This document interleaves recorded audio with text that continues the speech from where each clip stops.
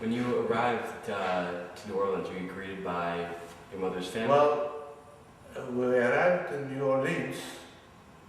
The family in New York expected us to arrive in New York, not in New Orleans. We came to New Orleans and there was nobody waiting for us. Nobody greeted us. I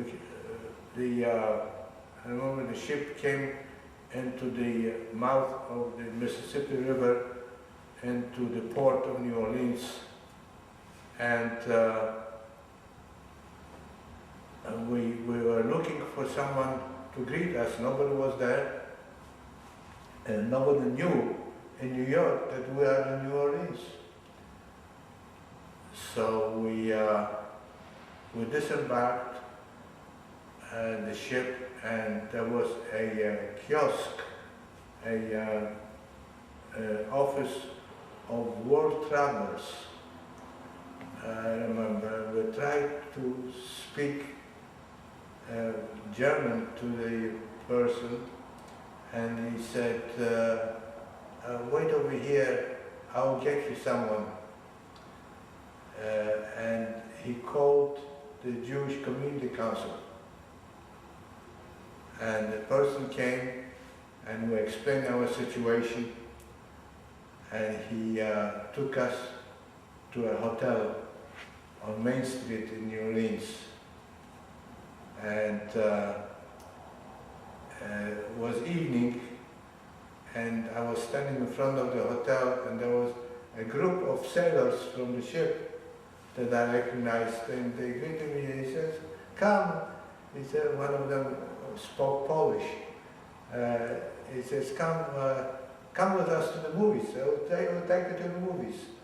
And without telling my parents what happened, I went with them to the movies. It took 2 hours, and my parents were worried. They didn't see me, so they went to the police to report that I'm missing. So meanwhile, I was enjoying myself. They bought me a Coke, which I didn't like. It tasted like medicine, and popcorn. And that's the first time I saw a drugstore that sells food, popcorn and sodas. So this is the first experience in the United States.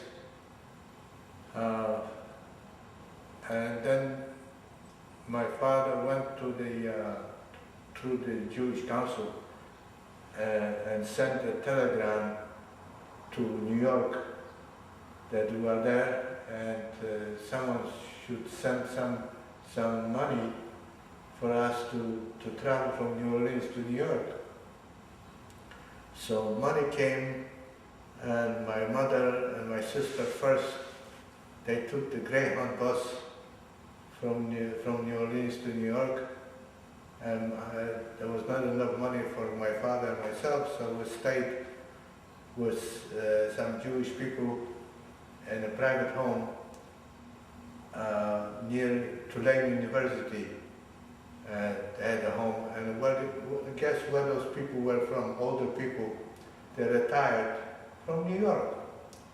They retired to New Orleans, and we stayed over there, and they had a medical student from Tulane University, and over the weekend he said to me, come with me, I'm going to a lecture.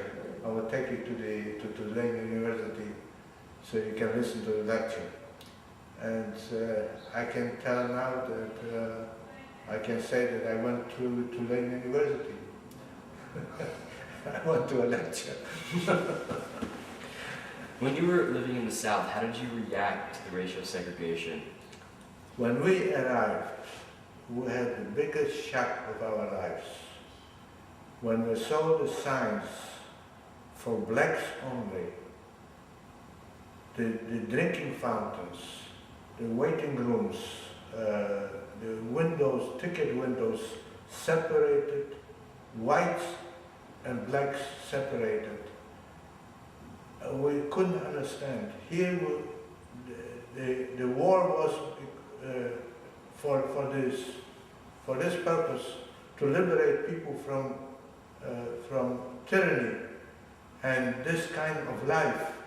And here we come to a land of freedom.